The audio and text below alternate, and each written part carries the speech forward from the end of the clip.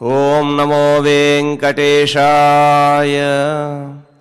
అవ్యక్తాయ సుసూక్ష్మాయ స్వయం వ్యక్తాయ భాస్వతే వృషభాద్రి వినోదాయ విశుద్ధ జ్యోతిషే నమః. ఈ వృషభాద్రిపై చైతన్య స్వరూపంగా జాజ్వల్యమానంగా ప్రకాశిస్తూ అజ్ఞానాన్నంతటినీ కూడా నశింపజేసి జ్ఞానజ్యోతిని ప్రకాశింపజేసేటటువంటి దివ్యమైనటువంటి జ్యోతిస్వరూపంగా విరాజిల్లుతూ స్వయం వ్యక్తమైనటువంటి అర్చాస్వరూపంతో అప్రాకృతమైనటువంటి శరీరంతో సమస్త కామ్యములను కూడా అనుగ్రహింపజేస్తున్నటువంటి శ్రీ వెంకటేశ్వరుని దివ్య చరణారవిందములకు నమస్కారం చేసుకుంటూ ఈ సుందరకాండ కార్యక్రమాన్ని మనం ప్రారంభం చేసుకుంటూ ఉన్నాము. ప్రపంచ ప్రజలందరూ కూడా సుఖ సంతోషాలతో వర్ధిల్లాలి అని నాదనీరాజన వేదిక నుండి తిరుమల తిరుపతి దేవస్థానములు నిర్వహిస్తున్నటువంటి అఖండ మహామంత్రపారాయణ 372వ రోజులోనికి, సుందరకాండ పారాయణ 311వ రోజులోనికి మనం శ్రీవారి యొక్క పరిపూర్ణమైనటువంటి అనుగ్రహ విశేషం చేత ప్రవేశించాము. ప్రజలందరూ కూడా ఏ విధమైనటువంటి అనారోగ్యమైనటువంటి బాధలు పడకుండగా సకల ప్రజలను కూడా రక్షించాలి అని స్వామివారిని మనం ప్రతినిత్యము కూడా ప్రార్థన చేస్తూనే ఉన్నాం.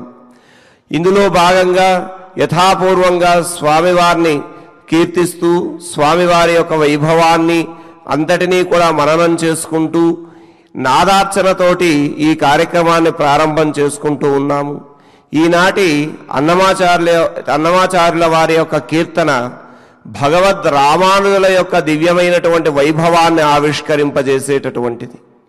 ఇందులో గతులన్నీ ఖిలమైన కలియుగమందును గతి ఈతడే చూపే ఘన గురుదైవము అని ఈ కలి ప్రభావం చేత కలిదోషములన్నీ కూడా ఆవహించి ఉన్నటువంటి వ్యవస్థలన్నీ కూడా చక్కదిద్దడం కోసమని భగవద్ రామానుజాచార్యుల వారు తాను ఆచార్యుడై దివ్యమైనటువంటి అష్టాక్షరీ ఉపదేశం చేత ప్రపన్నులకందరికీ కూడా ఇహపర దైవంగా ఉంటూ తాను దయతో మోక్షము చూపెను అని చెప్పి ఈ వెంకట నగాన్ని అధిరోహించి శ్రీ వెంకటేశ్వరుడి యొక్క దివ్యమైనటువంటి వైభవాన్ని ప్రకాశింపజేసినటువంటి భగవద్ రామానుజుల యొక్క దివ్య వైభవాన్ని ఆవిష్కరింపజేసేటటువంటి కీర్తనను మనం భక్తితో ఆ దివ్యమైనటువంటి వైభవాన్ని అంతటినీ కూడా మననం చేసుకుంటూ ఆలకిద్దాము. ఈ కీర్తనను వారి యొక్క గాత్రంతో ఆముక్త మాల్యద సుష్మ గారు, అలాగే వయోలిన్ శ్రీ ఆర్ రవిశంకర్ గారు, కీబోర్డు శ్రీ ఆర్ కళ్యాణ్ కుమార్ గారు, తబలా శ్రీ పి పాండురంగారావు గారు, వీరి యొక్క సహకారంతో దివ్యమైనటువంటి ఆ మనోహరమైనటువంటి కీర్తనను విని తరిద్దాము. ఓం నమో వెంకటేశాయ.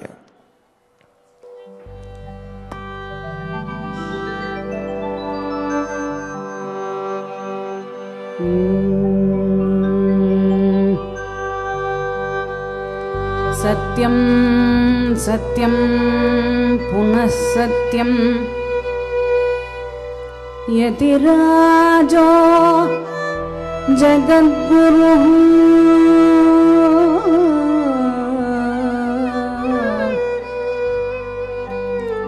సయేవ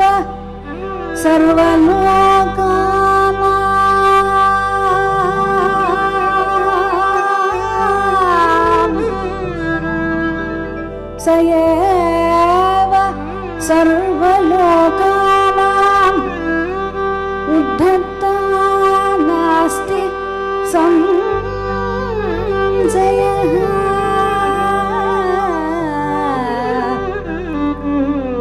ఉద్ధత్తా నాస్తి సంశయః.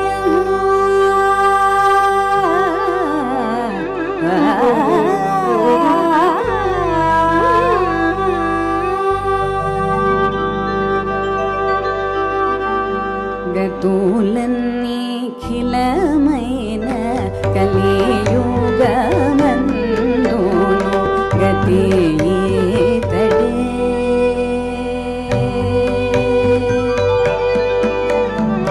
గతులన్నీ ఖిలమైన కలి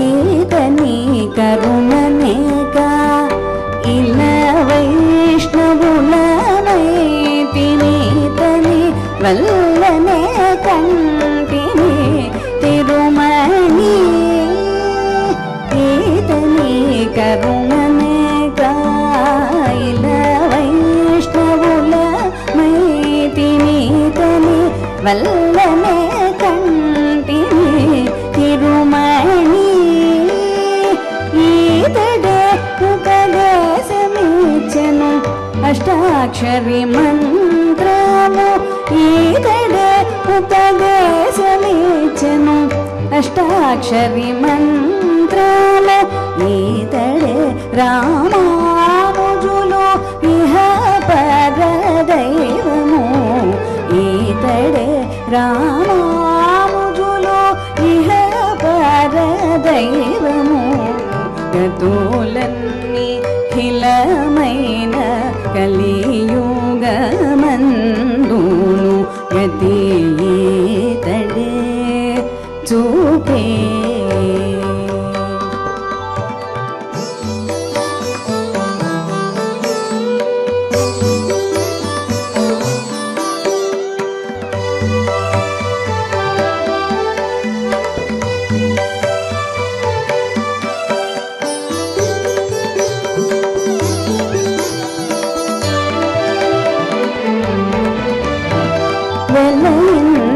వెలయించెనీతడేగా వేదపు రహస్యములు చలమి నీతడే చూపే శరణాగతి వెలయించెనీతడేగా వేదపు రహస్యములు చలమి నీతడే చూపే శరణాగతి నిలిపినాడి తడేక నిజముద్రాధారణము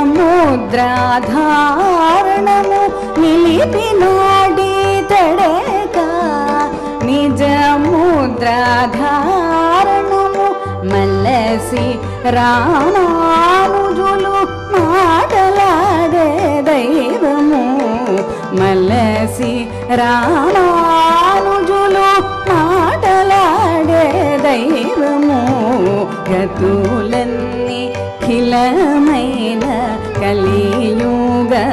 కలియుగమందును గతి ఈతడే చూపే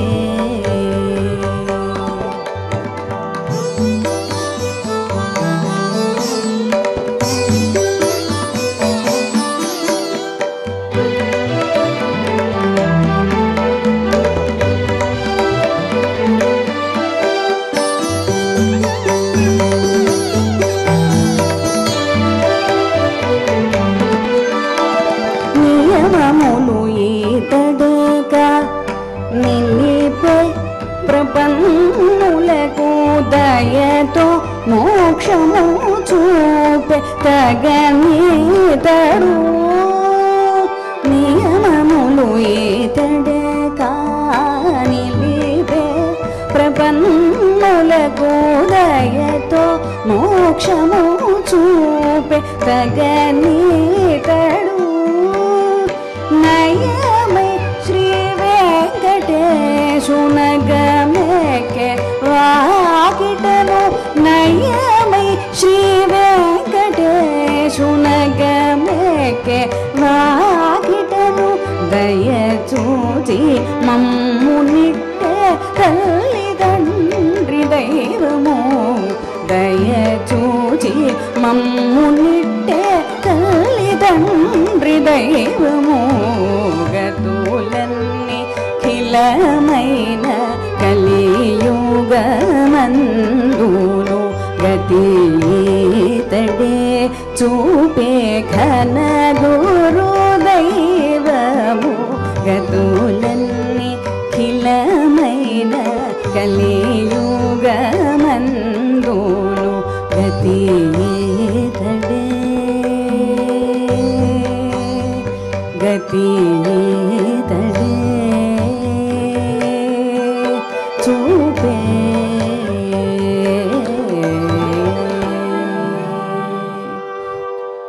ఆచార్య సమాశ్రయణం చేత, ఆచార్యుల యొక్క పాదపద్మములను ఆశ్రయించడం చేత వారి దివ్య ఉపదేశములు మనకు జ్ఞానాన్ని కలిగించి పరమాత్మ యొక్క స్వరూపాన్ని ఆవిష్కరింపజేస్తాయి. వారి ఉపదేశములే మంత్రములు. ఆ మంత్రార్థములను వారు వివరించినప్పుడు తద్వారా పరమాత్మ యొక్క దివ్యమైనటువంటి స్వరూపం ఆవిష్కరింపబడి పరమాత్ముని పాదముల యందు మనస్సు లగ్నం చేయగలిగేటటువంటి స్థితిని కలిగి ఉన్నటువంటి వారు ఆచార్యులు. అటువంటి భగవద్ రామానుజుల యొక్క దివ్యమైనటువంటి వైభవాన్ని ఆవిష్కరింపజేస్తూ ఆ శ్రీనివాసుడి యొక్క దివ్యమైనటువంటి స్వరూపాన్ని ప్రకటింపజేస్తూ ఉన్నటువంటి మనోహరమైనటువంటి కీర్తనను మనమందరము కూడా ఆలకించి తరించాము. అటువంటి భక్తి భావనతో ఆ శ్రీనివాసుని దివ్య చరణముల యందు మనస్సు నిరంతరము నిలిచి ఉండాలి అని ప్రార్థన చేసుకుంటూ ఈనాటి సుందరకాండ పారాయణను మనం ప్రారంభించుకోబోతూ ఉన్నాం. గురు ప్రార్థన నుంచి పారాయణ శ్లోకముల వరకు సంకల్పపూర్వకంగా మనం అందరము కూడా కలిసి భక్తితో పారాయణను ప్రారంభం చేసుకుందాం. గురుర్బ్రహ్మ గురుర్విష్ణు గురుర్దేవో మహేశ్వరః గురుః సాక్షాత్ పరం బ్రహ్మ తస్మై శ్రీ గురవే నమః. శ్రీ వెంకటాచలాధీశం శ్రియాధ్యాసితవక్షసం శ్రితచేతనమందారం శ్రీనివాసమహం భజే.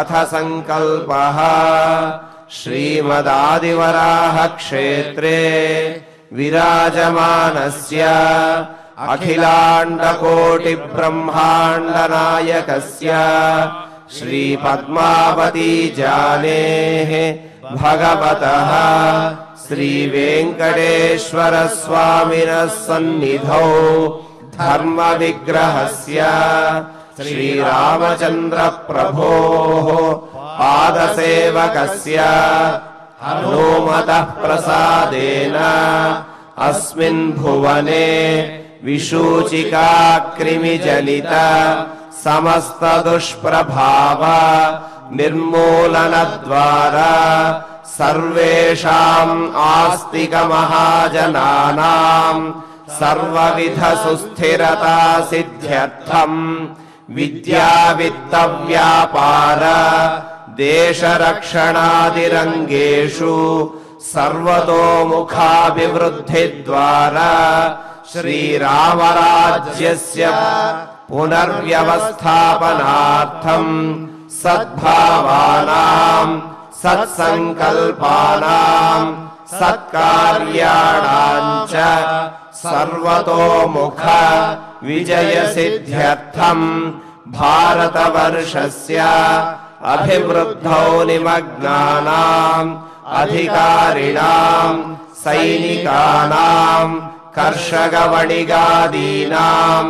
ఉపాధ్యాయ వైజ్ఞానిక వైద్యాదీనాం చ సర్వేషాం సకుటుంబానాం ఆయురారోగ్యైశ్వర్య సద్బుద్ధీత్యాది సర్వశుభఫలప్రాప్త్యర్థం శ్రీరామచంద్ర రూపాంతరస్య శ్రీమద్వేంకటేశ్వర పరబ్రహ్మణః శ్రీమదాంజనేయస్య చ పరిపూర్ణానుగ్రహ సిద్ధ్యర్థం శ్రీమద్వాల్మీకి రామాయణాంతర్గతే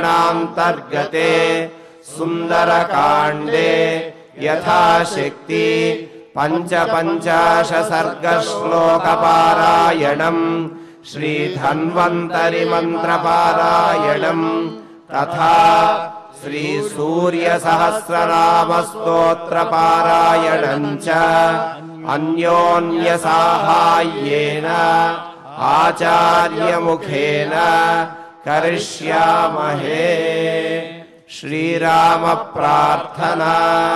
రామాయ రామభద్రాయ రామచంద్రాయ వేధసే రఘునాథాయ నాథాయ सीतायाः पतये नमः। श्री आञ्जनेय प्रार्थना। गोष्पदीकृतवाराशिम् मशकीकृतराक्षसम् रामायण महामाला रत्नम् वन्दे नीलात्मजम्। श्री वाल्मीकि प्रार्थना। कूजन्तम् राम रामेति मधुरम् मधुराक्षरम् आरुह्य कविता शाखाम् वन्दे वाल्मीकि कोकिलम्। श्री हनुमते नमः। अथ सुन्दरकाण्डे पञ्चपञ्चाश सर्गः।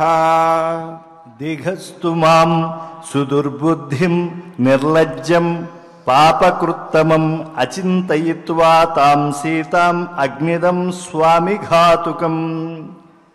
ఆంజనేయ స్వామి వారు బాగా లంకానగరాన్నంతా కూడా దహింపజేసిన తర్వాత ఆ మండుతూ ఉండేటువంటి తోకను సముద్రంలో ముంచి ఆలోచనలో పడ్డారు. బాగా లంకనంతా కూడా కాల్చేశాను అని చెప్పి. హఠాత్తుగా ఆయనకి అప్పుడు సీతమ్మ వారు గుర్తుకొచ్చారు. ఇదేమిటిది, అక్కడ అమ్మవారు ఉండగా నేను ఇలా లంకంతా కాల్చేశాను, దీనివల్ల ఆవిడకు కూడా నష్టం వస్తుంది కదా అనేటువంటి ఆలోచన రాగానే ఆయనలో ఒక వణుకు ప్రారంభమైంది. అయ్యో, చేయకూడనటువంటి పని చేసేసానే అని. దీనికి మూలము కోపము కనుక ఆ క్రోధం అనేటువంటిది చాలా మనుష్యుడు విపరీతంగా అభ్యాసం చేసి దాన్ని తొలగించుకోవాలి. దాన్ని తొలగించుకోవాలి అంటే బాగా అభ్యాసం ఉండాలి, లేకపోతే అది సాధ్యపడదు. ఏ విధంగా అయితే సహజంగా తనకు ఏర్పడినటువంటి చివికిపోయినటువంటి కుబుసాన్ని పాము ఎలా విదిల్చుకుని మళ్ళా తన యొక్క జీవనాన్ని గడుపుతుందో అలా నిరంతరం మానవుడు తన కార్యములలో కోపం అనేటువంటిది ఎక్కడ వస్తుందో తెలుసుకుంటూ దాన్ని విడిచిపెడుతూ ఉండాలి. నేను అది చెయ్యలేదు. ఇప్పుడు ఈ శ్లోకంలో చెప్తున్నారు, ధిగస్తు, అసలు చెయ్యకూడనటువంటి పని నేను చేశానే, స్వామి కార్యం అంతా నాశనం కావటానికి నేనే కారణమయ్యాను. నిర్లజ్జం, సిగ్గు లేకుండా చేశాను. పాపాత్ముడిని నేను చేశాను. సుదుర్బుద్ధిం, దుర్బుద్ధి అనేటువంటిదే నీచమైతే దాంట్లో మహాదుర్బుద్ధి అని చెప్తున్నాడు స్వామివారు. ఇంత దుర్బుద్ధి కలిగినటువంటి వాడిని కాబట్టే ఆలోచన అనేటువంటిది కోల్పోయి అనాలోచితంగా చేశాను. అంటే కావాలని ఏమన్నా ఈయన ఇలాంటి పని చేశారా? లేదు. అయితే జరిగినటువంటిది ఒకవేళ సీతమ్మ వారికి లంకాదహనం అనేటువంటిదే కనుక ఇబ్బంది కలిగించేట్లయితే దానికి కారణం ఎవరు? ఈయనే కదా. కాబట్టి ఈయనకి సంబంధించింది కాదు ఈ కోపం అనేటువంటిది, రాముడికి సంబంధించింది. సభలో ఈయన పరిచయం చేసుకున్నప్పుడు ఏమన్నారు? రాముడికి దాసుణ్ణి, రాముడికి దూతను, నేను వానరుణ్ణి అని చెప్పి, అయ్యా నీకు నాకు విరోధం అనేటువంటిది లేదు, నేను రాముడికి దాసుణ్ణి కాబట్టి ఆయన గుణగణముల చేత నేను ఆయనకి దాస్యము చేశాను కాబట్టి ఇక్కడికి వచ్చా. ఆయనకి దూతగా వెళ్ళమని చెప్పి నా ప్రభువు సుగ్రీవుడు ఆజ్ఞాపించాడు కనుక ఇక్కడికి వచ్చా. పైగా నేను మానవుణ్ణి కాదు, మీ రాక్షసుణ్ణి కాదు, నేను వానరుణ్ణి కనుక ఆ మానవులకి నేను పక్షపాతంతో ఉపకారం చేసేటువంటి మాట నేనేమీ మాట్లాడట్లేదు కదా. ఇంత చెప్పినటువంటి ఆయన రాముడికి ఏవైతే కష్టము కలిగిస్తాయో, సీతాహరణం కానీ, సీతమ్మ వారిని ఇబ్బంది పెట్టడం కానీ, ఇవన్నీ కూడా ఆయన తనవిగా భావించాడు. ఆయన కోపమును తనదిగా భావించాడు. అందువల్ల ఈ లంకాదహనం అనేటువంటిది ఇంత తీవ్రంగా చేశాడు. ఇలా చేయటానికి కారణం ఏమిటి? తన పని కాదు అని తెలుసుకోలేనటువంటి ఒక సిగ్గుమాలిన తనం ఒక కారణం. రెండవది, చేసేటువంటి దాని యందు బుద్ధి ఉండాలి, అది లేదు నాకు. దుర్బుద్ధే కాదు, సుదుర్బుద్ధి అనేటువంటిది ఏర్పడిందంటే ఏమాత్రం ఆలోచన లేకుండా చేసేసాను. ఇది మహాపాపం, చెయ్యకూడనటువంటి పని.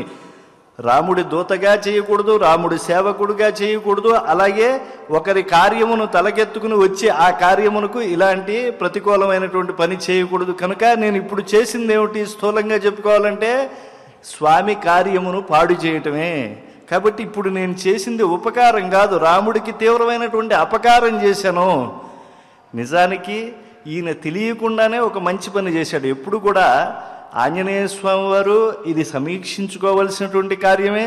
ఇంతగా ఆయన కోపపడకూడదు. ఆ కోపంలో ఆ ధర్మాగ్రహం అనేటువంటిది కొంచెం శృతి మించింది. ఇవన్నీ కూడా ఆయన సమీక్షించుకున్నాడు. ఇవన్నీ సత్యములే. కానీ ఎప్పుడైతే ధర్మపరమైనటువంటి భగవత్పరమైనటువంటి కార్యములు చేస్తారో అప్పుడు చిన్న చిన్న పొరపాట్లు జరిగినా వారికి తెలియకుండా అవి అనుకూలిస్తాయి. వనం భంక్త్వా అన్నారు కదా. భంక్త్వా అంటే నుగ్గుగా కొట్టేయటం. ఆయన కోపం వచ్చినప్పుడు చేసినటువంటి పనుల్లో రాక్షస సంహారం, లంకాదహనం కాదు. వాటికి మించి సీతమ్మ వారు ఏ పుచ్చపాదు కింద ఉన్నారో ఆ సింసుపా వృక్షాన్ని, ఒక్క వృక్షాన్ని విడిచిపెట్టి చుట్టూ ఉండేటువంటి వృక్షములన్నిటినీ కూడా ఆయన నాశనం చేశారు. అందువల్ల ఈ లంకా దహనం జరుగుతూ ఉంటే ఆయన దగ్గరికి ఏ ఎండుకట్టే కూడా దగ్గరికి వెళ్ళి ఆర్పలేదు. అంటే అక్కడికి వెళ్ళి అగ్ని జ్వలించలేదు. దానికి కారణం ఏమిటి?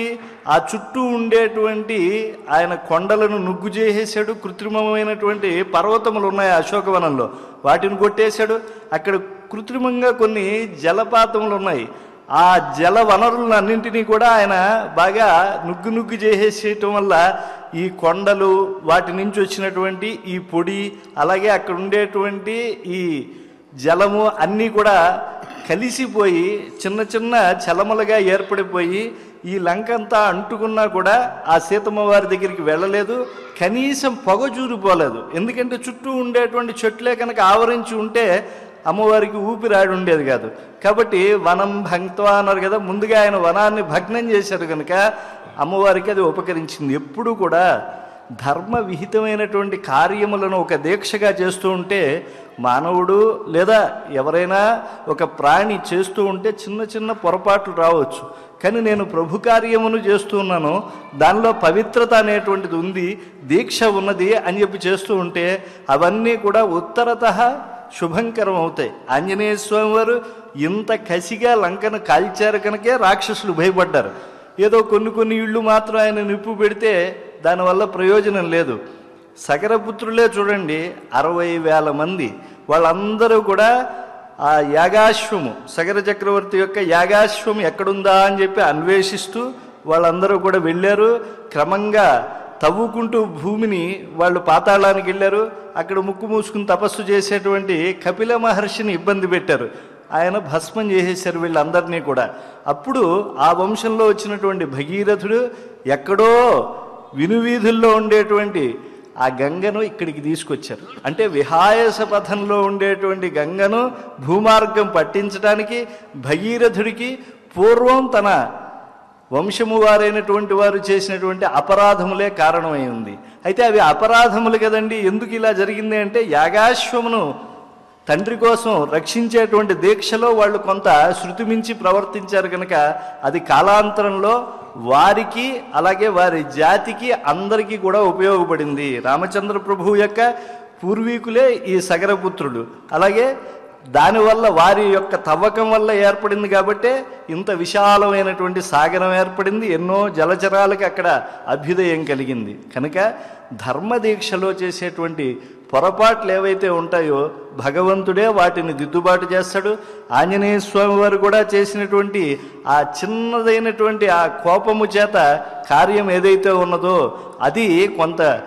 అది అవధులు దాటినా కూడా అది గొప్ప ప్రయోజనాన్ని ఇచ్చింది అనేటువంటి భావాన్ని మనం పొంది శ్రద్ధగా ఆంజనేయుడు మనస్సును ఎలా సమీక్షించుకుంటున్నాడు, ఇది భాగవతులందరూ కూడా నిరంతరం చేయవలసినటువంటిది అనే సత్యాన్ని గుర్తెరిగి శ్లోకాన్ని పారాయణం చేసుకుందాం. ధిగస్తు మాం సుదుర్బుద్ధిం నిర్లజ్జం పాపకృత్తమం అచింతయిత్వా తాం సీతాం అగ్నిదం స్వామిఘాతకం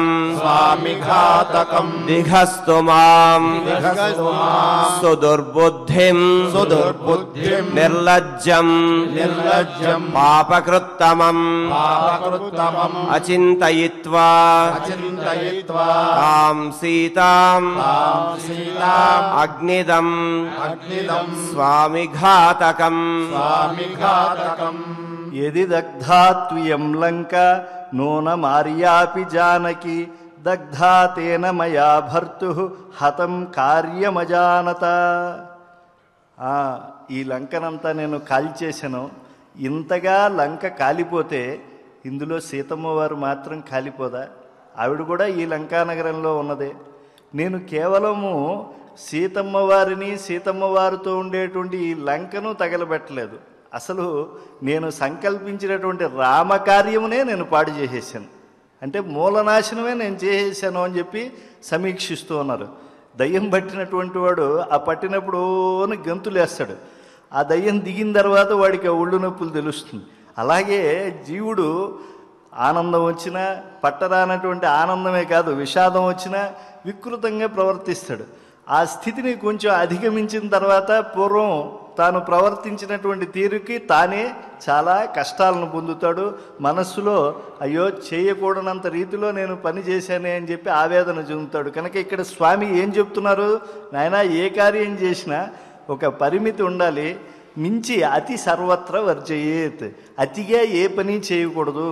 నేను ఈ యొక్క రాక్షసుల్ని కోపగించుకోవాలి, వాళ్ళని ఇబ్బంది పెట్టడానికి లంకాదహనం చేయాలి, అదేమి తప్పు కాదు. కానీ లంకనంతా కాల్చేస్తే లంకలో ఏ సీతమ్మ వారిని నేను అన్వేషించాలని చెప్పి వచ్చానో ఆమె కూడా తగలబడిపోతుంది కదా. దీనివల్ల అసలు ఆమె అన్వేషణ అనేటువంటిది చేసి ఆమెకే ఇబ్బంది కలిగితే అది స్వామి కార్యం అంతా కూడా పాడు చేసేసిన దానికి నేనే కారణం అయ్యాను కదా అని చెప్పి స్వామి ఆవేదన చెందుతూ ఉన్నారు. ఆ శ్లోకాన్ని పారాయణం చేసుకుందాం. యది దగ్ధాతు ఇయం లంకా నూనమార్యాపి జానకీ దగ్ధా తేన మయా భర్తుః హతం కార్యమజానత యది దగ్ధా త్వియం లంకా నూనమార్యాపి జానకీ దగ్ధా తేన మయా భర్తుః హతం కార్యమజానత యదర్థం అయం ఆరంభః తత్కార్యం అవసాదితం మయా హి దహతా లంకాం న సీతా పరిరక్షిత. సీతమ్మ వారిని అన్వేషించడమే నా కార్యం. ఏ కార్యము కోసమైతే నేను ఇక్కడికి వచ్చానో ఆ కార్యాన్నే నేను తగలబెట్టేశాను. అంటే సీతమ్మ వారి అన్వేషణ కోసం వచ్చినటువంటి నేను సీతమ్మ వారు ఈనాడు తగలబట్టడానికి నేనే కారణం అయ్యాను కదా అని చెప్పి స్వామి ఆవేదన చెందుతూ ఉన్నాడు. ఎప్పుడు కూడా జీవుడు తెలుసుకోవలసినటువంటి ధర్మమయమైనటువంటి మార్గాన్ని ఉపదేశిస్తూ ఉన్నారు. ఎందుకంటే లంకలో అమ్మవారు ఉంది కదా, ఈ లంకలో ఉండేటువంటి అమ్మవారికి కష్టాన్ని తెచ్చినటువంటి వాళ్ళు ఈ రాక్షసులు కదా, వీళ్ళు లంకలో ఉన్నారు కదా, వీళ్ళకి ఇబ్బంది కలగాలి అని చెప్పి లంకను తగలబెట్టేస్తే అప్పుడు లంకానగరంలో ఉండేటువంటి సీతమ్మ వారికి కష్టం వస్తుంది కదా. ఇంత ఆలోచన చేయలేకపోయానేమిటి? తలనొప్పి వచ్చింది అని అంటే తల తీసేసుకోవటం పరిష్కారమా? కాదు కదా, తలనొప్పి తగ్గించుకోవాలి. ఇటీవల ఎవరో ఒక ఆయన పాపం తలనొప్పి బాగా వస్తే పిల్లలకి బాగా వయసులో వచ్చినటువంటి వాళ్ళకి తలను పిసకమన్నట్టు వాళ్ళు గట్టిగా పిసికేటప్పటికి ఈ కంటి నరములు ఇవన్నీ చాలా సుకుమారంగా ఉంటాయి, కన్ను చూపు పోయిందిట. కాబట్టి ఒక పని చేస్తే ఆ పనిని ఎంత మోతాదులో చేయాలో కూడా తెలుసుకోవాలి. నేనేమిటి ఈ లంకానగరాన్ని తగలబెట్టడం అనేటువంటి కార్యంలోకి వచ్చి శృతి మించి ప్రవర్తించేసాను. ఇలా చేయటం ఎంత తప్పు. అసలు అగ్ని ఉంటుంది, దహించేస్తుంది, అంటే తన కార్యమును చేస్తూ సంపూర్ణ శక్తిని ప్రదర్శిస్తూ ఉంటుంది. కానీ అగ్ని యొక్క తేజస్సులో ఎంతటి తీక్షణత ఉంటుందో దాన్ని పూర్వాచార్యులందరూ కూడా సమీక్షించుకోమని చెప్పి చెప్తూ ఉంటారు. ఎందుకంటే ప్రతికూలమైనటువంటి జలము చెమర్చి ఉంటే ఆ కట్టెని అది కాల్చదు. అలాగే ఏవైతే తనకు సంబంధం లేనటువంటి లోహాదులు ఉంటాయో తగినటువంటి శక్తితో కనుక ఆ అగ్నిని ప్రజ్వలింపజేయకపోతే వాటిని కరిగించదు. కనుక తీవ్రమైనటువంటి లోహములను కరిగించదు, అలాగే తడిసినటువంటి కట్టెలను అది దహింపచేయదు. కానీ ఉద్ధతి పెరిగితే మాత్రం వాటిపైన కూడా ప్రభావం చూపిస్తుంది. కనుక తాను ఎంత చెయ్యాలో దాహకత్వం అనేటువంటి దానిపైన అగ్నికి ఒక నియమం ఉంటుంది. ఆ అగ్నితో నేను ఈ లంకని కాల్చాను. కాల్చినప్పుడు నేను కూడా ఎంత చేయాలో అంత చేయాలి కదా. రాక్షస గృహములు బాగా కాల్చాలి, అందులో విభీషణ గృహాన్ని ఆయన విడిచిపెట్టాడు. మరి అంత నేర్పు చూపించినటువంటి వాడు ఈ అశోకవనం దగ్గరికి కూడా రాకుండా ఉండేటువంటి నేర్పు చూడాలి కదా, అది చూడలేదు. ఎందుకని? కోపము, తీవ్రమైనటువంటి కోపం. ఇది ఎవరికి ఉండాలి? రాముడికి ఉండొచ్చు, కానీ రామకార్యాన్ని తలకెత్తుకున్నటువంటి నాకెందుకు ఉండాలి? దీనికి ఒక అవధి పెట్టుకోవాలి కదా. ఆ అవధులు నేను ఎందుకు అతిక్రమించాను అని చెప్పి స్వామి ఆవేదన చెందుతూ ఉన్నారు. మనకందరికీ కూడా పథ ప్రదర్శకుడై ఉన్నాడు స్వామి. ఆయన మార్గదర్శిగా ఏం ఉపదేశిస్తూ ఉన్నాడు? నాయన, మీరు కూడా కార్యం చేసేప్పుడు దాన్ని ఎంత స్థాయిలో చేయాలో సమీక్షించుకోండి, శృతి మించి చేయకండి, దానివల్ల తర్వాత పశ్చాత్తాపడవలసి వస్తుంది అని చెప్పి చెప్తున్నారు. దాన్ని తెలుసుకుంటూ శ్లోకాన్ని పారాయణం చేసుకుందాం. యదర్థం అయమారంభః తత్కార్యం అవసాదితం మయా హి దహతా లంకాం న సీతా పరిరక్షితా యదర్థం అయమారంభః తత్కార్యం అవసాదితం మయా హి దహతా లంకాం న సీతా పరిరక్షితా. ఈషత్కార్యమిదం కార్యం కృతమాసీన్న సంశయః తస్య క్రోధాభిభూతేన మయా మూలక్షయః కృతః. తలపెట్టినటువంటి ఈ కార్యం చాలా వరకు పూర్తయింది, బాగానే అయ్యింది, కానీ నేను కోపావేశంతో మూలానికే వినాశం చేశాను, ఇందులో ఎటువంటి సందేహము లేదు అని చెప్పి చాలా ఆవేదన చెందుతూ ఉన్నాడు ఆంజనేయ స్వామి వారు. ఎవరైనా మొక్కకు నీళ్లు పోయండి, బాగా వేళ్ళు తడిసేట్లుగా పోయండి అని అన్నారనుకోండి, మూర్ఖుడైనటువంటి వాళ్ళు ఏం చేస్తారు? మొక్కకు నీళ్లు బాగా పోయమన్నారు కాబట్టి ఎక్కువగా పోద్దామని ఆలోచించరు. నిజంగా వేళ్ళు తడిసేయా లేవా ఒకసారి మొక్క పీకుతారు, పీకి ఆ వేళ్ళన్నీ కూడా దూరం చేసేస్తారు. ఆ వేళ్లలోకి వెళ్ళేట్టుగానే పోసన్న అప్పుడు పెడతారు. మూలచ్ఛేదం అయిపోయిన తర్వాత వేళ్ళు పీకేసిన తర్వాత ఆ చెట్టు పాకి అక్కడ అదేమన్నా ఫలాలు ఇస్తుందా? ఎక్కడికి ఎగబాకదు, ఆ తీగ అది అక్కడే నశించిపోతుంది. కాబట్టి మూలములను ఎప్పుడు కూడా ఛేదించకూడదు. ఇక్కడ ఆంజనేయ స్వామి వారు ఏం చేశారు? సీతమ్మ వారి యొక్క పరిరక్షణ కోసం అని చెప్పి ఆయన లంకానగరంలో దౌత్యాన్ని నడిపాడు. ఆ దౌత్యమును బాగా పండింపజేయాలని చెప్పి రాక్షస సంహారం చేశాడు. రావణాసుడికి నీతులు చెప్పాడు. నీతులు చెప్పినటువంటి ఆయన తోకకు నిప్పెట్టాక లంకంతా కూడా దహనం చేశాడు. ఇవన్నీ కూడా ఆయన శక్తితో చేశాడు, బుద్ధితో చేశాడు. కానీ ఇవన్నీ కూడా కోపం ఎప్పుడైతే వచ్చిందో, ఈషత్ కోపం, కొద్దిగా కోపం వచ్చినా అది అవధులు మించడం వల్ల ఏమైపోయింది? కార్యమును బాగా నాశనం చేసేసాయి. ఆయన కార్యనాశనం అవ్వాలని అనుకోలేదు, కానీ కార్యమే నశించిపోయింది. ఎప్పుడు కూడా పూర్వాచార్యులు ప్రబోధించేటువంటిది ఇదే. ఇందాక చెప్పుకున్నాం, గతులన్నీ ఖిలమైన కలియుగమందును గది ఈతడే రామానుజుడు. ఎందుకు ఆయన గతి అయ్యాడు మనకి ఆలోచించాలి. ఈ కలియుగం యొక్క దిక్కుమాలిన తలాన్ని బాగా తెలుసుకున్నారు ఆచార్యులు వారు.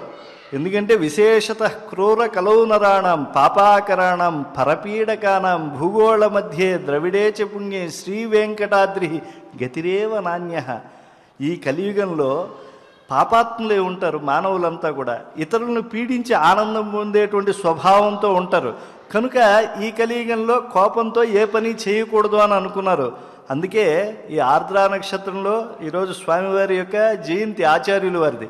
వారు ఏం చేశారు? చక్కగా తన శిష్యులు వచ్చి ఈ వెంకటాచలంలో అనంతాళ్వాన్లు వీళ్ళంతా పుష్పకైంకర్యం చేస్తున్నారు. స్వామివారికి తిరుగులేనటువంటి శోభ వచ్చింది.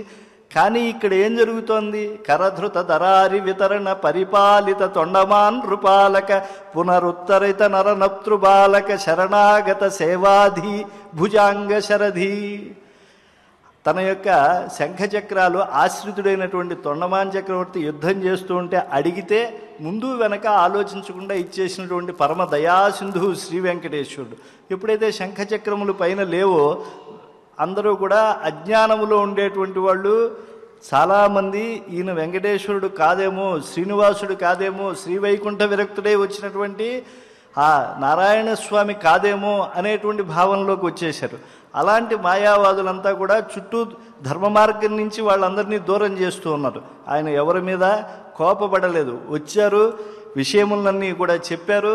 అక్కడ తన యొక్క శక్తి చేత వాదము చేసి తిరిగి స్వామివారికి శంఖచక్రములు అందరి యొక్క అనుమతితో అక్కడ ఉండేట్లుగా చేశారు. ఆయన బోధనని ఎవరూ కాదనలేదు. లోపల ఏముంది? క్రోధము లేనటువంటి తత్వము. ఆచార్యుడు అటువంటి మోక్షమును చూపించేటువంటి వాడు కనుక మోక్ష పథ ప్రదర్శి అయినటువంటి ఆచార్యుడు కోపము లేకుండా ధర్మకార్యమును చక్కగా చేస్తారు. మరి కోపము లేదా అండి? ఉంది. ఎక్కడుంది? శాస్త్రవాదములో ఉంది. ఎదుటి వాళ్ళ యొక్క పిడివాదములను అన్నీ కూడా దహింపజేసేటువంటి చోట ఉంటుంది, కానీ అది ఎదుటి వాళ్ళని ఆలోచింపజేసేట్లుగా ఉంటుంది. అలాగా ఒక కార్యము చేసేప్పుడు దాన్ని సమీక్షించుకుని, కాలమును సమీక్షించుకుని చక్కగా చేయాలి. ఇది రాక్షసులు ఉండేటువంటి దరిద్ర గుట్టు లంకే. ఇది ఎంత వాళ్ళందరూ కూడా ధర్మ మార్గంలో ఉన్నట్టుగా సత్కర్మాచరణలు చేస్తూ ఉన్నా కూడా అవన్నీ స్వార్థమునకు ధర్మకార్యములన్నింటినీ కూడా వినియోగించుకునేటువంటి వాళ్ళు. లోకా సమస్త సుఖినో భవంతు అనేటువంటి సంకల్పంతో వాళ్ళు చేయట్లేదు. కనుక ఆంజనేయ స్వామి వారు ఇటువంటి లంకలోకి వచ్చినప్పుడు ఇక్కడ కూడా సాత్వికులు ఉంటారు అని చెప్పి ఆయన గుర్తించారు కదా. మరి వాళ్ళ రక్షణ చేసేట్లుగా ఆయన ప్రవర్తించలే, శృతి మించి ఆయన ప్రవర్తించాడు. కనుక ఆయన ఇప్పుడు భావిస్తున్నాడు, అయ్యో మూలఛేదం అయ్యేట్లుగా నేను చేశానే, ఈ కార్యమును చేయవలసిందే.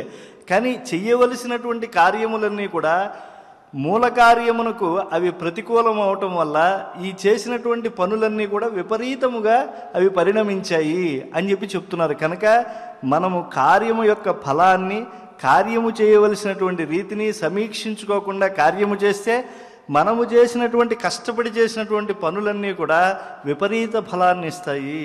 ఇది తెలుసుకోవాలి.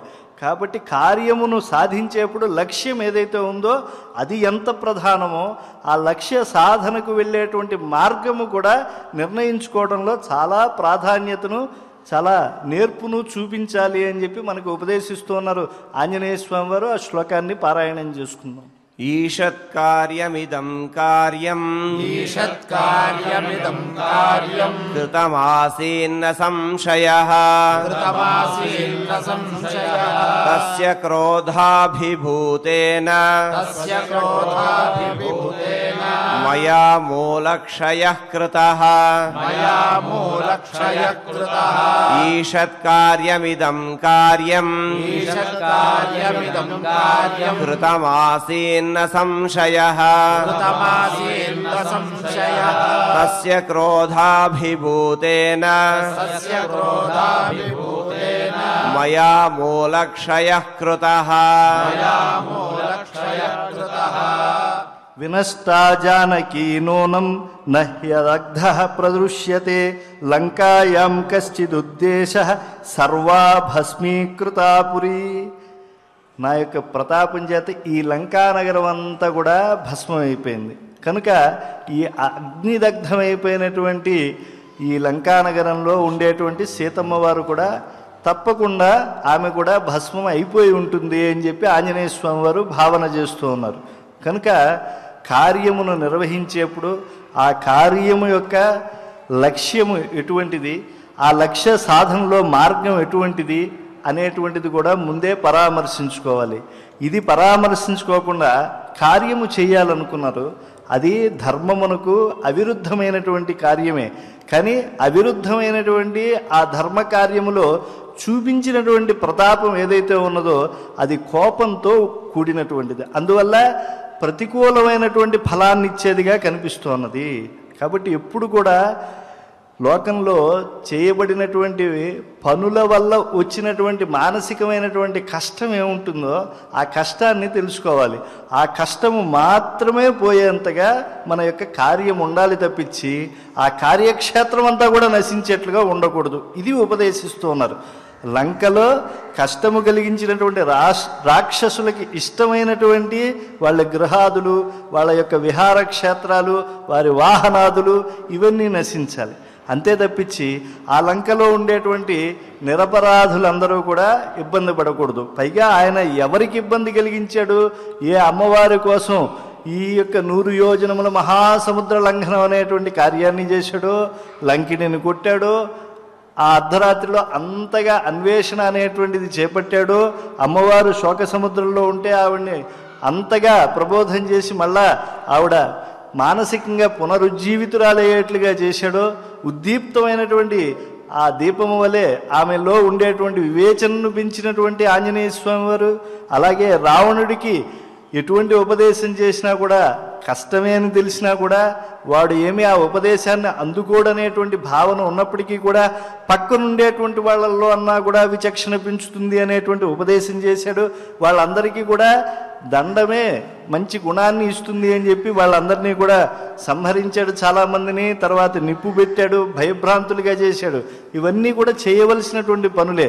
కానీ సీతమ్మ వారికి కష్టము కలగకుండా చేయాలి, అది ఆలోచన లేకుండా చేశాడు. ఆయన ఏమి అది చెయ్యాలని చేయలేదు, కానీ ఆయన ఆలోచనలో కార్యము యొక్క అవధిని నిర్ణయించుకోకపోవటం వల్ల ఇది వచ్చింది. ఇది బాగా మన మనసులో పదిలమవటానికి ఆయన పదే పదే ఈ లంకా దహనము, దానివల్ల వచ్చేటువంటి సీతమ్మ వారి ఇబ్బంది రెండింటినీ ఆయన పరామర్శించుకుంటున్నాడు. నేను ఇలా చేసి ఉండకూడదు అని చెప్తూ ఉన్నాడు. ఎప్పుడు కూడా ఒక కార్యము చేసేటప్పుడు ఆ కార్యము ఎంత పాల్లో చేయాలి, ఆ చేసినటువంటి కార్యము మనకు ఫలాన్ని ఎంతలో ఇస్తుందనేది ఒక దయాగుణంతో కనుక చేస్తే అప్పుడు ఉపాధ్యాయుడు విద్యార్థిని శిక్షిస్తాడు. ఆ శిక్షించేప్పుడు వాడి శరీర నాశము కానీ, వాడికి మానసికంగా తీవ్రమైనటువంటి కష్టముగా జీవితాంతం గుర్తుపెట్టుకునేట్టుగా కానీ చేయడు, వాళ్ళలో మార్పు వచ్చేంతగానే చేస్తాడు. అలాగే బుద్ధిమంతులకి చేసేటప్పుడు ఇంకొంచెం నైపుణ్యంగా ఉంటుంది. వేదాంత దేశకులు ఆలయంలోకి వస్తూ ఉంటే చెప్పులు నెత్తికి తగిలేట్లుగా కట్టేశారట. ఆయన ఏమీ బాధపడలేదు. వాళ్ళలో ఉండేటువంటి అజ్ఞానం ఇలాంటి పని చేయించింది. వాళ్ళు కూడా నాలాంటి వాళ్ళే కనుక వాళ్ళ అజ్ఞానాన్ని నేను దూరం చేయాలి అని ఆయన కర్మ అవలంబకా కేచిత్ కేచిత్ జ్ఞానావలంబకా వయంత్ హరిదాసానం పాదరక్షావలంబకా. అయ్యా, భగవంతుణ్ణి ఆరాధించేటువంటి భాగవతుల యొక్క పాదరక్షలు నా నెత్తికి తగిలితే వారి వలె నేను కూడా తలపులలో ఆ పరమాత్మను ఉంచుకోవాలి అనేటువంటి భావమే కదా నాలో వస్తుంది. కనుక వాళ్ళు ఎంత పవిత్రమైన వాళ్ళో, వాళ్ళ పాదములు ఎంత మహిమాన్వితమైనటువంటివో, ఆ పాదములను నిరంతరం ఆశ్రయించేటువంటి పాదరక్షలు కూడా గొప్పవే. అవే నాకు శఠకోపం వలె అవి భాషిస్తే తప్పే ఉంది అని అన్నారు. వాళ్ళలో ఉండేటువంటి అజ్ఞానం అంతా నశించింది. ఒక మంచు ముద్ద వలె ఉండేటువంటి హృదయం కలిగినటువంటి ఆచార్యుడికి ఇంత కష్టం కలిగించామే అని. కనుక మనం చేసే ఉపదేశం కానీ లేదా మనం చేసేటువంటి కార్యము కానీ అది మూలఛేదముగా ఉండకూడదు, మూలమునకు అది ఉపకరించేదిగా ఉండాలి. ఏదైతే సీతమ్మ వారి యొక్క రక్షణ కోసం ఆయన లంకానగరంలోకి వచ్చారో ఆ సీతమ్మ రక్షణకు చేసేటువంటి కార్యములన్నీ కూడా బలాన్ని చేకూర్చేట్టుగా ఉండాలి తప్పించి సీతమ్మ వారి రక్షణకే వినాశం వచ్చేట్లుగా చేయకూడదు కదా అని ఆయన సమీక్షించుకుంటూ ఉన్నారు. ఆ శ్లోకాన్ని మనం పారాయణం చేసుకుందాం. వినష్టా జానకీ నూనం నహ్యదగ్ధః ప్రదృశ్యతే లంకాయాం కశ్చిదుద్దేశః సర్వా భస్మీకృతా పురీ వినష్టా జానకీ నూనం నహ్యదగ్ధః ప్రదృశ్యతే లంకాయాం కశ్చిదుద్దేశః సర్వా భస్మీకృతా పురీ. యది తద్విహితం కార్యం మమ ప్రజ్ఞా విపర్యయాత్ ఇహైవ ప్రాణసన్యాసః మమాపి హ్యద్యరోచతే మమాపి అద్యరోచతే. నా యొక్క కార్య దీక్షలో కనుక లోపం వచ్చి ఆ కార్యమే కనుక రామకార్యమే కనుక అది నశించిపోతే నేను బతికి ఉండి మాత్రం ఏం ప్రయోజనం? ఇది ఆంజనేయ స్వామి వారి ఆలోచన. ఏమిటి ఆయన చేపట్టినటువంటి ఉచితమైనటువంటి కార్యము అంటే సీతమ్మ వారి యొక్క అన్వేషణ, సీతమ్మ రక్షణను తెలుసుకుని రామచంద్రుడికి చెప్పటం, ఇది ఆయన కార్యం. ఇదే కనుక విఫలమైపోతే నేను బతికి ఉండి ఏమి ప్రయోజనం? నా బతుకు వల్ల కదా ఆమె మనుగడకి కష్టం వచ్చింది. కనుక నేను బతికుండి కూడా ఏమీ ప్రయోజనం లేదు అని అనిపిస్తోంది. అంటే ఏ కార్యము చేస్తే మన జీవితమునకు ఒక సాఫల్యత ఏర్పడుతుందో అటువంటి కార్యమును మనం నాశనం చేయటం వల్ల మనం మన మనుగడనే ప్రశ్నించుకునేటువంటి పరిస్థితి ఏర్పడుతుంది. కనుక ఇటువంటి ఆలోచన అనేటువంటి సమీక్ష ఎందుకు అనంటే పదే పదే ఇటువంటి ధర్మమయమైనటువంటి మార్గమును అనుసరించినటువంటి వాళ్ళ యొక్క మన సమీక్ష మనకి చీకటిలో దారిదీపమై ప్రబోధాన్ని చేస్తుంది. ఆయన ఎంతగా ఆలోచన చేస్తున్నారు, ఒక జీవి ఒక బాధ్యతను తన పైకి పెద్దలనేటువంటి వాళ్ళు పెట్టినప్పుడు ఆ కార్యమును వాడు చావో రేవో అన్నట్లుగా చేయాలి. అలా చేయనప్పుడు వాడు బతికుండి ఈ సమాజానికి ఏమి ప్రయోజనం గనక వాడు లేకపోయినా వచ్చిన నష్టం ఏమీ లేదు అని చెప్తున్నారు. అంటే అందరినీ చనిపోమని కాదు, కార్యములో ఎంతగా ధర్మమును ఊహించి చేయాలో అంత చేయాలి. శత్రుక్షేత్రానికి వచ్చాడా, అక్కడ అన్ని అనుకూలతలు ఉంటాయని చెప్పి వచ్చాడా, ఎంతో జాగరూకతతో వచ్చాడు కదా, ప్రతి కార్యమును చాలా చక్కగా నిర్వహించాడు కదా. ఒక్క పొరపాటు చాలు కదా, 99 మెట్లు ఎక్కి 100వ మెట్టు ఎక్కబోయే ముందుగా కాలు జారి 99వ మెట్టులో జరిగితే ఆ జరిగేటువంటి ప్రమాదం ఏదైతే ఉన్నదో అది చాలా ఇబ్బందికరమైనటువంటిది. కనుక ఎక్కిన కొద్దీ ఇంకా జాగ్రత్త పడాలి. ఇప్పుడు ఇన్ని కార్యములు బాగా చేసినటువంటి ఆంజనేయ స్వామి వారు ఆయన చివరిలో వచ్చేప్పటికీ క్రోధము చేత పొరపాటు చేయవలసినటువంటి స్థితి వచ్చేసింది. కనుక అనాలోచితంగా చేశాను అనేటువంటి దానికి మూలం ఈ క్రోధం. కనుక మూలఛేదం అయ్యేట్లుగా ఆలోచన నేను చేయకూడదు అనేటువంటి భావనను ఆయన చేశారు. ఇదంతా కూడా ఆంజనేయ స్వామి వారు ఒక క్షణకాలంలో చేస్తూ ఉన్నారు. అంటే ఆయన పరామర్శ అంతా కూడా మనం కావాలంటే విస్తరంగా వ్యాఖ్యానించుకోవచ్చు. ఆయన మాత్రం వాయుపుత్రుడు క్షణకాలంలో చేస్తున్నాడు. పూర్వము చేసినటువంటి కార్యములో ఉండేటువంటి క్రోధము ఉండకూడదు కదా అనేటువంటి సమీక్షనం చేసుకుంటున్నాడు. శ్రద్ధగా ఈ శ్లోకాన్ని పారాయణ చేసి ఈనాటి పారాయణను పరిపూర్ణం చేసుకుందాం. యది తద్విహితం కార్యం మమ ప్రజ్ఞా విపర్యయాత్ ఇహైవ ప్రాణ సన్యాసః మమాపి హ్యద్య రోచతే యది తద్విహతం కార్యం మమ ప్రజ్ఞా విపర్యయాత్ ఇహైవ ప్రాణ సన్యాసః మమాపి హ్యద్య రోచతే. చక్కగా ఆచార్యుల వారు వివరించినటువంటి అర్థాన్నంతటినీ కూడా ఒకసారి మనం ఆలోచన చేసుకుంటూ ఈ శ్లోకాలన్నీ కూడా అఖండంగా పారాయణ చేసుకుందాం.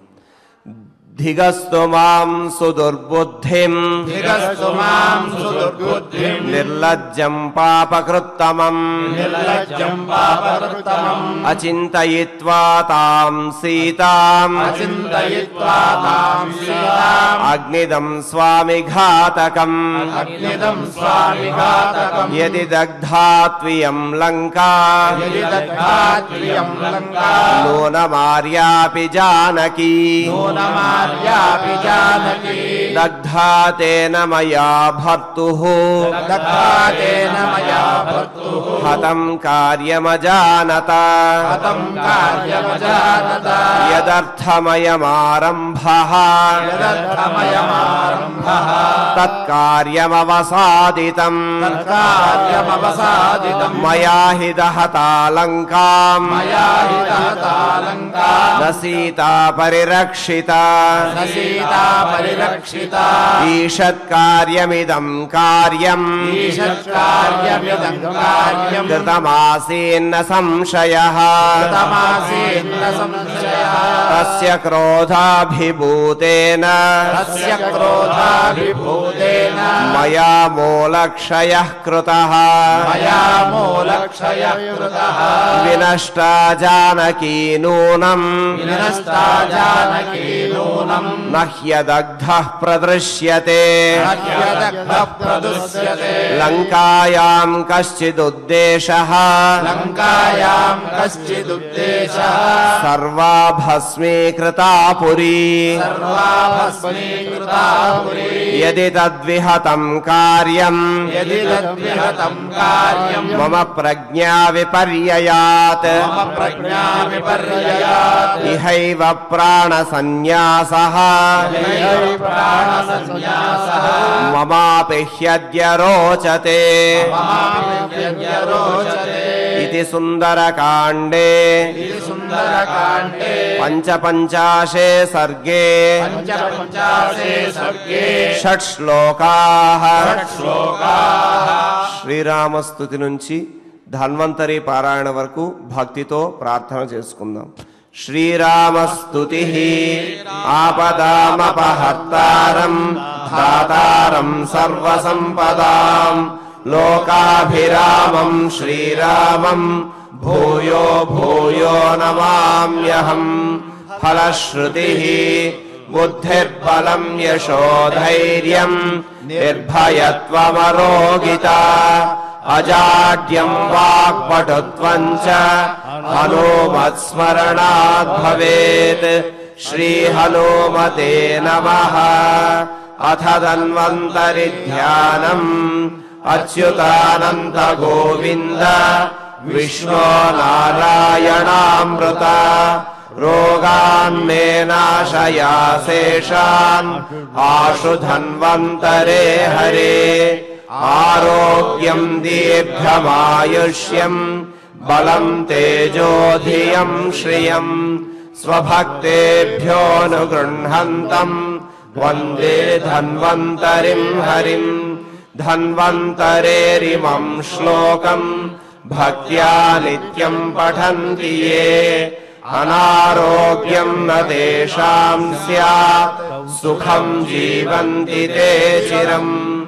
ఓం నమో భగవతే వాసుదేవాయ ధన్వంతరయే అమృతకలశహస్తాయ వజ్రజలౌకహస్తాయ సర్వామయ వినాశనాయ త్రైలోక్యనాథాయ మహావిష్ణవే స్వాహా. ఓం వాసుదేవాయ విద్మహే సుధాహస్తాయ ధీమహి తన్నో ధన్వంతరి ప్రచోదయాత్. ఆరోగ్యాన్ని అనుగ్రహించమని ధన్వంతరి పారాయణ చక్కగా చేసుకున్నాం. విశేషంగా ఆదివారం నాడు సూర్యారాధన, సూర్యనారాయణ స్వామికి నమస్కారం చేసుకోవడము అనేటటువంటిది మన సంప్రదాయం. ఎందుకంటే ఆ కిరణముల యొక్క ప్రసారం చేత అజ్ఞానం అనేటటువంటి చీకట్లనన్నింటినీ కూడా తొలగింపజేసి తన కిరణములలో ఉన్నటువంటి శక్తిని మన శరీరముల్లోనికి ప్రసరింపజేసి ఆరోగ్యాన్ని అనుగ్రహింపజేసేటటువంటి ప్రత్యక్ష దైవము సూర్యనారాయణమూర్తి. ఆ సూర్యనారాయణమూర్తి యొక్క దివ్యమైనటువంటి వైభవాన్ని ప్రకటింపజేసేటటువంటి సూర్య సహస్రనామ స్తోత్రంలో ఉన్నటువంటి కొన్ని శ్లోకాలను భక్తితో మనం ఆ స్వామివారిని మననం చేసుకుంటూ ఆరోగ్యాన్ని అనుగ్రహించమని ప్రార్థన చేసుకుందాం. ఈ సూర్యనారాయణ సహస్రనామ స్తోత్రంలో ఉన్నటువంటి నామాలు ఒక్కొక్కటి కూడా దివ్యమైనటువంటి ఆ సూర్యుని యొక్క దివ్య తేజస్సును, ఆ కిరణముల యొక్క వైభవాన్ని ప్రకటింపజేసేటటువంటివి. వాటిని అన్నింటినీ కూడా మననం చేసుకుంటూ భక్తితో సూర్య సహస్రనామ స్తోత్రంలో కొన్ని శ్లోకాలను మనం చెప్పుకుందాం. అథ సూర్య సహస్రనామ స్తోత్రం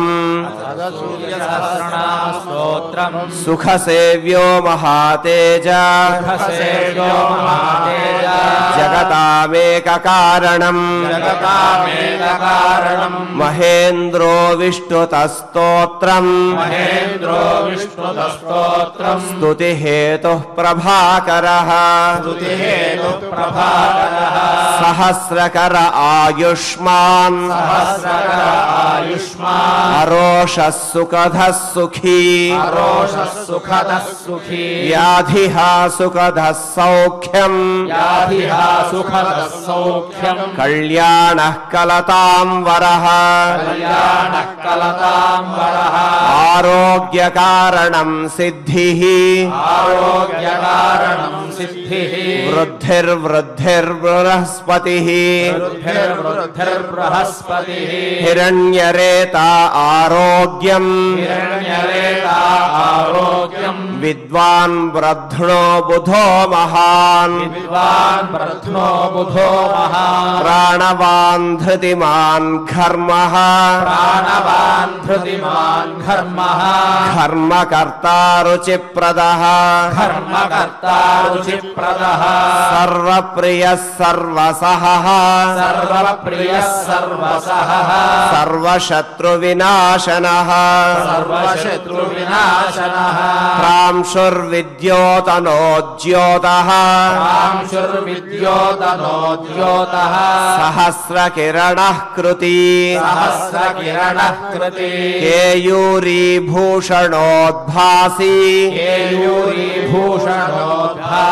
भासितो भासनो नलः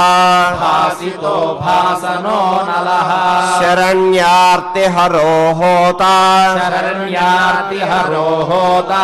खद्योतः खगसत्तमः सर्वज्योतो भवज्योतः सर्वद्युतिकरो मतः कल्याणः कल्याणकरः कल्यः कल्यकरः कविः कल्याणकृत् कल्यवपुः सर्वकल्याणभाजनम् शान्तिप्रियः प्रसन्नात्मा प्रशान्तः प्रशमप्रियः उदारकर्मा सुनयः सुवर्चा वर्चसोज्ज्वलः वर्चस्वी वर्चसामीशः त्रैलोक्येशो वशानुगः तेजस्वी सुयशा वर्ष्मि वर्णाध्यक्षो बलिप्रियः यशस्वी तेजो निलयः तेजस्वी प्रकृतिस्थितः आकाशगः शीघ्रगतिः आशुगो गतिमान् खगः इति सूर्यसहस्रनामस्तोत्रे दशश्लोकाः ఆరోగ్యాన్ని అనుగ్రహించమని సూర్యనారాయణమూర్తిని వేడుకున్నాం. నవగ్రహ ప్రార్థన చేసుకొని క్షమాప్రార్థన భగవత్ సమర్పణ మంగళములతో ఈ కార్యక్రమాన్ని పరిపూర్ణం చేసుకుందాం. అథ నవగ్రహ ప్రార్థన.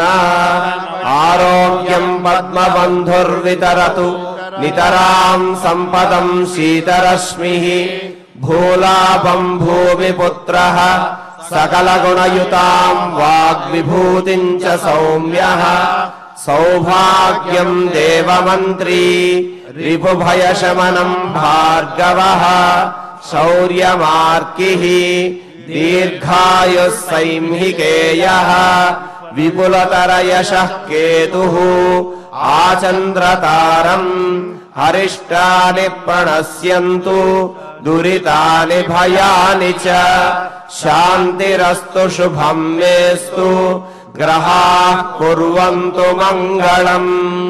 అథ క్షమా ప్రార్థనా. యదక్షరపదభ్రష్టం మాత్రాహీనం చ యద్భవేత్ తత్సర్వం క్షమ్యతాం దేవ నారాయణ నమోऽస్తుతే. అత భగవత్ సమర్పణం कायेन वाचा मनसेन्द्रियैर्वा बुद्ध्यात्मना वा प्रकृते स्वभावात् करोमि यद्यत् सकलम् परस्मै नारायणायेति समर्पयामि। अथ मङ्गलम् श्रियः कान्ताय कल्याणनिधये निधयेऽर्थिनाम् श्रीवेङ्कटनिवासाय श्रीनिवासाय मङ्गलम्। గోవింద.